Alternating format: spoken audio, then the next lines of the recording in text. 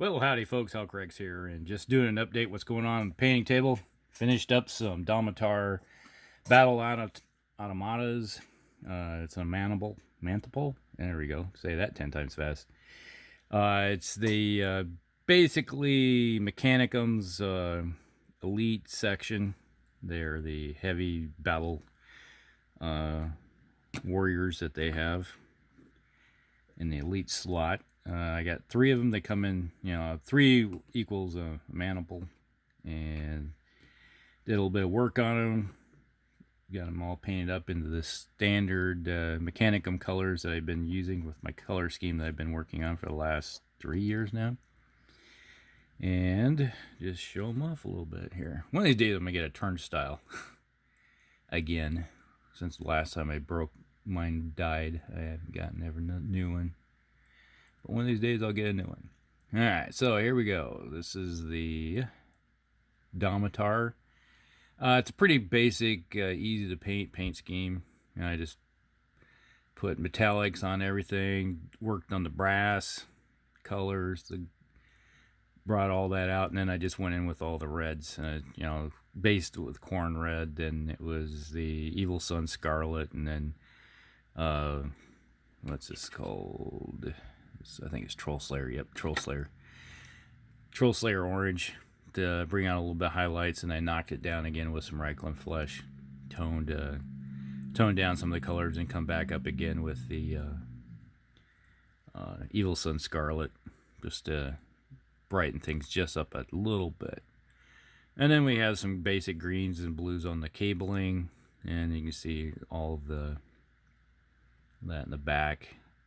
Power cables were the hardest part really to do anything, is that you had to heat them up and slowly bend them, heat them up, slowly bend them, heat them up until you could actually, so you had a big hot pot sitting there and just like put it in, connect it back. Oh, needs a little bit more heat, and going back and forth until I got them hooked up to where I needed them to be.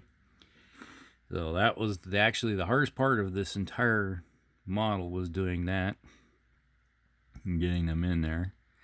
And what I did was that as I went through with my Pinva drill and drilled out the connection points where they go in, because normally they just have a spot you're supposed to just connect them up. I drilled a hole in so they would insert in, and that made them a little bit more sturdy, and they wouldn't come off. It's in the past I've had it where they, you move it or something, grab it wrong, and it will break loose, and then you have to glue it again and get glue all over your paint. It just sucks.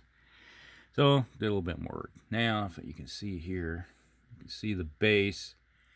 I went with the GW. I made the base toppers first, and then I used the Martian technical paint, the Martian Iron Earth. It's a crackle paint. So I made a base topper, put that on there, and then put on the foliage, and I put on the Iron Earth and let that crack. And after it's done drying completely, then I go over and use some PVA glue, Elmer's glue, water it down some, and then I paint that across it so it gets into all the cracks and everything. It seals it up. So, because before, if you don't do that, then they start flaking off. And if you get the stuff flaking off, then it looked like heck. So that's all 3 of them. They're all identical. So pretty much the only thing that might have to do, the only real difference is the base. Is this one here's got a slight difference. I made his one leg up a little higher, so like he's stepping off, and I made the base so it, you can see it's a little raised up, and you can see he's stepping up a little bit. So a little bit different. They all have a slightly different pose, so they look like they're in action, moving. And a nice thing about these things, they got these graviton hammers on the arms here, and then they have the crack missile launcher up top, up here. So you get in close to these things, they're gonna rip you up really good. And they have something at least shoot you from a distance. Not the best for doing a lot of damage out in range, but it gives you something to use while you're closing in and then getting in and ripping the heck out of something. If they get these things near any type of vehicles or infantry, they're going to tear them up upside down, one or the other. So it's going to be good. And then you got the old Mechanicum symbol in the chest there. So that's pretty much it. That's the Forge World Domitars, and have those done. And what's sitting in the wings for the Mechanicum, put these guys off the side. I do have the old fast attack Ursarks. Attack.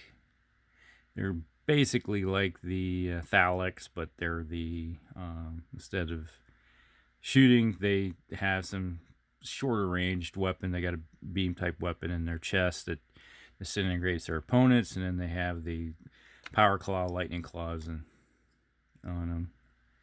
So you can have here you can see you got the old those are lightning claw like things. So they're really good for killing infantry. So they got a lot of attacks, and I have 6 of those.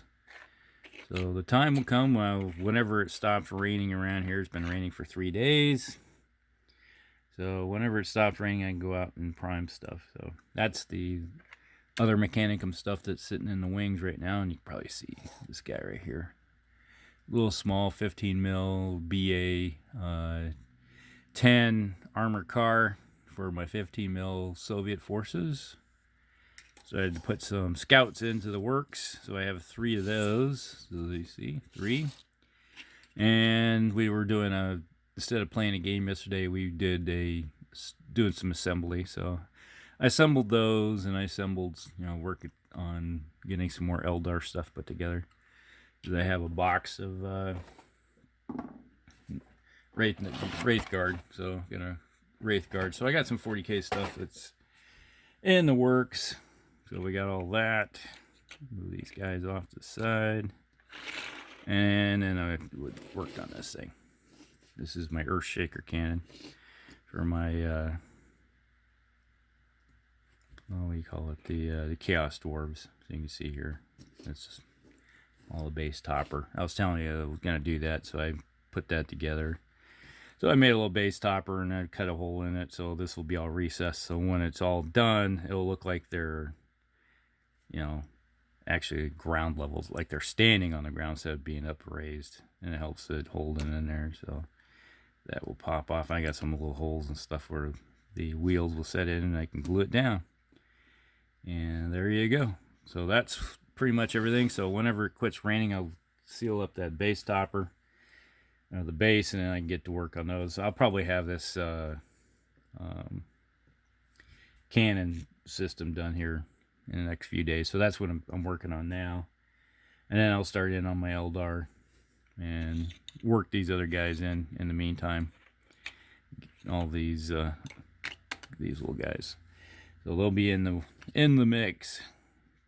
So a little bit of, I'm planning on one part of the, when I have an hour or so during the morning or so, I'll work on these guys, and then sometime in the night I'll either work on my Eldar stuff. So it's going to be a busy time. We got the Musty Wargamers Painting Challenge going on, so I put that video out here a little while ago, so that's what's going on with that.